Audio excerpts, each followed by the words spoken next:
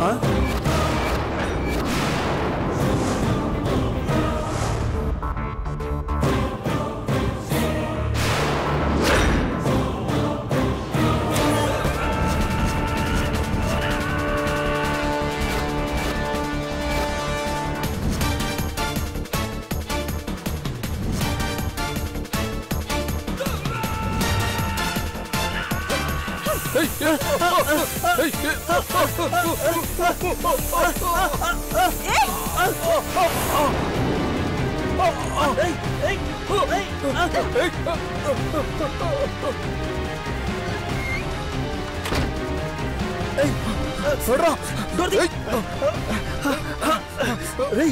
నాటకం పడిందిరా, మోసం చేసిందిరా.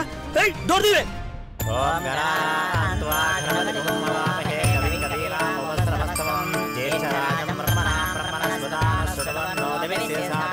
రెండమ్మా. నమస్కారం పూజారి గారు. నమస్కారం. ఏకదంతాయద్మహే వక్రతుండాయ ధీమహి తన్నో దంతి ప్రచోదయాత్. అమ్మా అపూర్ణాహుతి ఇవ్వండి. ఓం యా ఫలా నిర్యాఫలా పుష్పాక్ష పుష్పనేః బృహస్పతిర్ పంచస్వగుమ్మసః. భర్తతో కలిసి యాగం చేయాల్సి ఉంటుంది. వెళ్ళి శ్రీ మహాలక్ష్మికి కొబ్బరికాయ కొట్టిరా అమ్మా.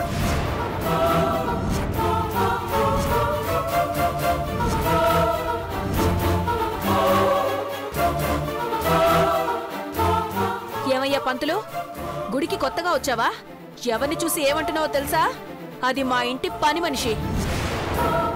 క్షమించండి, పూర్ణాహుతి తీసుకొచ్చిందంటే ఇంటి ఇల్లాలే అనుకున్నాను.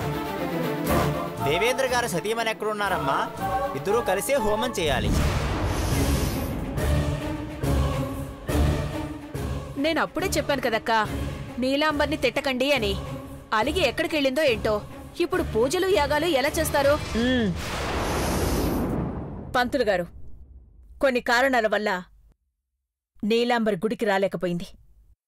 కాని హోమం జరిగి తీరాలి.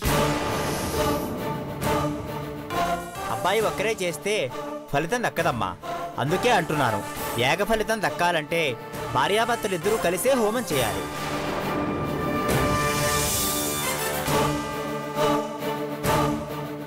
తను ఇంకా రాలేదు పంతులు గారు.